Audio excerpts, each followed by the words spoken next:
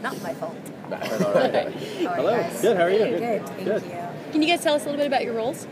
Yeah. So pretty much I'm playing John Silver. So I actually, the character who will become Long John Silver at some point. And at the beginning of the show, he's not a pirate. He is a sailor on a merchant vessel, which gets taken over by Flint's crew. And so we kind of get introduced to this whole pirate world through his eyes, really. And then on the island, he meets Max. That was so clearly the first time you've ever answered that Yeah, question. Sort of like, you kind of. I play a young prostitute in Nassau. I work in one of the many brothels that I'm sure are there. I'm a little bit higher up in the brothel, so I would have 4 or 5 constant clientele that come. I am a very manipulative young woman who, not for malicious purposes. Everyone on the island is really doing everything they can for their own survival. And I think in the big picture, she just would love to get away and not be a prostitute and live as a normal, simple life, maybe. But unfortunately, because of her situation, she can't do that. But she's definitely a lover more than a fighter at the end of the day. But she will fight to the death for what she wants at the same time. So the show is being billed as sort of a prequel to Treasure Island. Was it mandated that everyone had to go read Treasure Island before you started shooting, or did you guys feel the need to, or did you? Yeah, it's an interesting mix there because there's myself and Captain Flint and Billy Bones are all characters from Treasure Island, but then it's really set in this historical context at that time. So the other characters like Vane, Rackham, and Anne Bonny, don't really appear in Treasure Island, but they were real pirates at the time. So it's kind of mashing up the literature with the history. I think I'm probably the one that more than anyone, read Treasure Island 3 times back to back before we started. I'm doing the same thing again before season 2. But I think everyone else must have touched on it as well. But it's funny, even Treasure Island is a bit of a high concept, kids' adventure story. Yeah. So, which, we're using obviously characters from that and some of the plot stuff, but this is really, we're much more going off the true history of the time, rather than any of these stories that have been told since. It looks to be as much as a battle of brains as it is a battle of brawn on this show. Can you talk about how your characters maybe play some of the mental game that goes on? Yeah, I mean, it definitely is. This is definitely a drama. The action kind of comes out of, the high stakes of this world, but it's much more, if anyone will want to avoid a fight if they can, because in this world, you don't just have a duel and then, shake hands at the end of it. You're going to lose limbs all your life.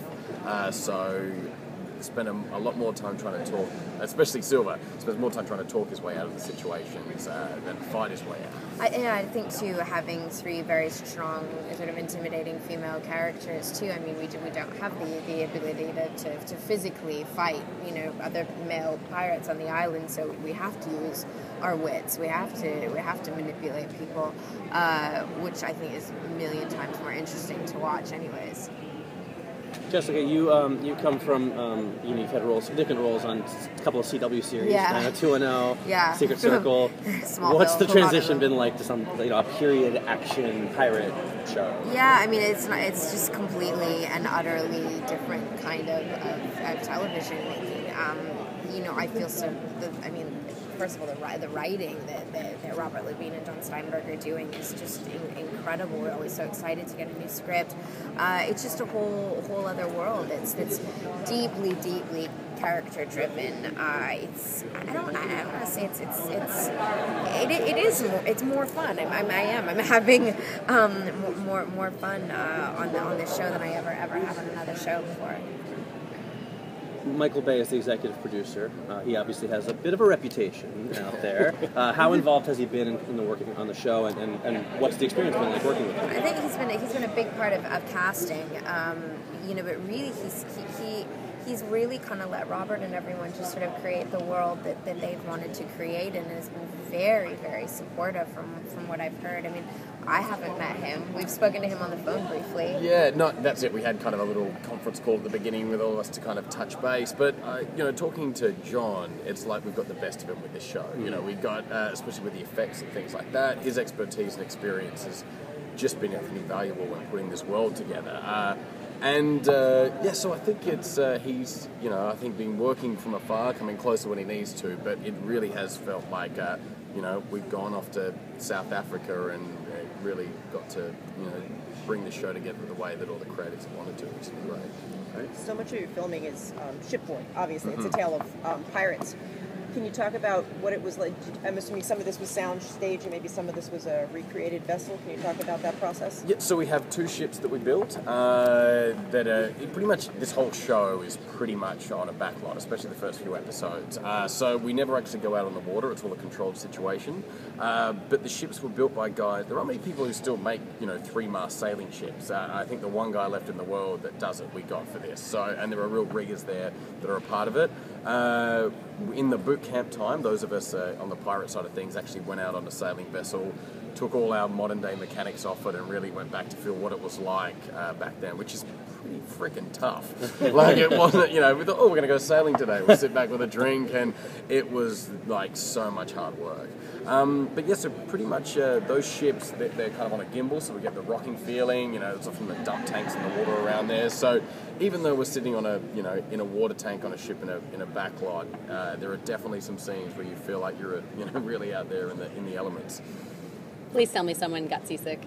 You do get that many days at the end of the day. I haven't actually got seasick, but so many days we'll be in bed at the end of the day and things are just still rocking because you've just been on that gimbal all day. And we're not even on the water. It's just, but they mimic it pretty well. I think Mark Ryan said that he got sick on the ships. Yeah, right. I don't know if that was because he, had to. I don't know if you should say that. He takes himself as a pretty mean sailor. Yeah, I know, right? I know. Good point. So it definitely happened. I went shark cage diving and got horribly seasick when I was on, and I've never been seasick before. I'm quite like a water lover, so I was shocked that happened. And man, seasickness is like the worst feeling in the world when you're on a boat for another 3 hours and this is going to be your reality for all that time. It just seconds go by like hours. It's awful. Luke, playing pirates, I think, is a staple of every little boy's, playtime. Is there any sort of wish fulfillment in getting this role and being able to be a swashbuckling? Absolutely. It's why you get into this. It's when you decide to be an actor, really when you're younger, this is what you think it's going to be. And it isn't. You're getting interrogated for killing your wife in a cop show, time and time again. And, it's kind of... And then finally this comes along, and I think every male actor out there, like we were clamouring, and the novelty didn't run out. It was the last week in Cape Town, and I was sitting around with a bunch of the other pirates, and we're like, boys, the novelty hasn't worn off. And we're like, no, we're pirates. It's freaking great. They're the most proud group of pirates you could ever imagine being around. They really are. It's adorable. It's like, and that's kind of what's fun about the show too. I think you really see it in the first episode, is that the wish fulfillment is a big part of it, and then by the end of the episode, you kind of see the reality of how harsh the times are. And I think we get both of that as